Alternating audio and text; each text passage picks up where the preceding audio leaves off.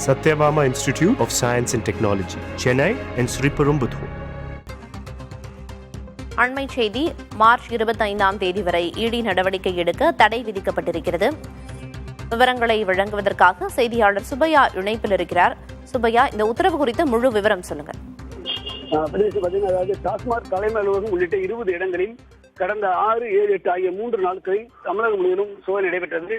குறிப்பா பாத்தீங்கன்னா, அதாவது டாஸ்மார்க்கில் வந்து கூடுதலாக நிர்ணயிக்கப்பட்ட விலையோட கூடுதலாக 10 ரூபாய் வந்து 20 ரூபாய் வசூல் செய்யப்பட்டதாகவும், அதே போன்று டாஸ்மார்க் அதிகாரிகளுக்கு மது சப்ளை செய்யும் ஆலைகள் சார்பாக லஞ்சம் வழங்கியது தொடர்பாகவும், கொள்முதலில் வந்து குறைத்த காட்டு தொடர்பாக பல்வேறு குற்றச்சாட்டு இருந்தன. இது தொடர்பாக சுமார் 1000 கோடி ரூபாய் வரை இதில் இழப்பீடு ஏற்பட்டிருக்க கூடும் என்று அமலாக்கத்துறை சார்பில் தெரிவிக்கப்பட்டது.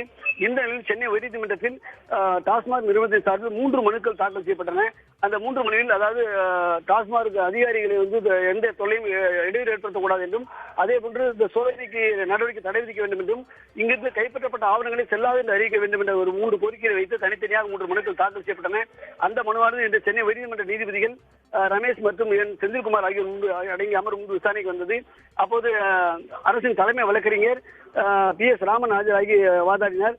அவர் இது பற்றி குறிப்பிடும் பொழுது, பொதுத்துறை நிறுவனங்களில் குறிப்பா டாஸ்மாக் போன்ற பொதுத்துறை நிறுவனங்களில் வந்து சோதனை செய்வதால் முன்கூட்டி அனுமதி பெற வேண்டும் என்றும், அது மட்டுமல்லாமல் தமிழகத்தில் டாஸ்மாக் தொடர்பாக மேற்கொண்டு வரும் நடவடிக்கை தடை விதிக்க வேண்டும் என்றும் கூறினார்.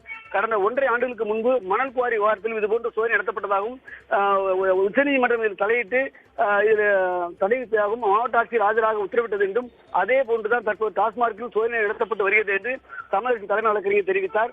அப்போது டாஸ்மாக் நிறுவனத்திற்கு சார்பில் டெல்லி மூத்த வழக்கறிஞர் விக்ரம் சௌத்ரி ஆஜராகி வாதாடினார். அவர் கூறும் பொழுது அமலாக்கத்துறை நடவடிக்கைக்கு இடைக்கால நிவாரணம் அளிக்க வேண்டும் என்றும், அது மட்டுமல்லாமல் மாநில அரசுடைய அனுமதி பெற்று விசாரணை நடத்த வேண்டும் என்றும் அவர் வாதிட்டார். அது மட்டுமல்லாமல்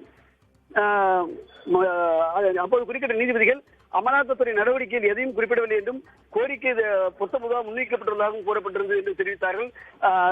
அது மட்டுமல்லாமல் டாஸ்மாக் தரப்பில் கூறும்போது, சோதனை நடத்துவதாக இருந்தால் அதற்குரிய காரணங்களை எழுத்துப்பூர்வமாக தெரிவிக்க வேண்டும். பொதுத்துறை நிறுவனங்களில் சோதனை நடத்துவதற்கு சென்றால் அமலாக்கத்துறை இயக்குநரோ அல்லது துணை இயக்குநரோ அவரால் அங்கீகரிக்கப்பட்டது மட்டுமே செல்ல முடியும், எல்லோரும் சோதனைக்கு செல்ல முடியாது என்றும் தெரிவித்தார். அது மட்டுமில்லாமல் சோதனை செய்வதற்கான முகாம் இருக்க வேண்டும், அதற்கான முகாமத்தை எழுத்துப்பூர்வமாக தெரிவித்தால் மட்டுமே உள்ளே செல்ல வேண்டும் என்றும் தெரிவித்தார். சுமார் 60 மணி நேரம் பெண் அதிகாரிகள் உள்ளிட்டோரை சட்டவிரோதமாக அமலாக்கத்துறையை பிடித்து வைத்துள்ளதாகவும் டாஸ்மாக் தரப்பில் தெரிவிக்கப்பட்டது. அதற்கு நீதிபதிகள் அந்த 3 நாட்களையும் அதிகாரியை வெளியே விடவில்லையா என்று கேள்வி எழுப்பினார்கள். அதற்கு அதேபோன்று தமிழக தலைமை வழக்கறிஞரும் பெண் அதிகாரி உட்பட சிலரை காலை 11 மணி முதல் நள்ளிரவு வரை சிறைப்பிடித்ததாகவும், அதிகாலை 1 மணிக்கு அனுப்பியதாகவும் தெரிவித்தார்கள். இதனையடுத்து நீதிபதிகள் இந்த வழக்கில் விரிவான பதிமொழி தாக்கல் செய்யுமாறு தெரிவித்தார்கள்.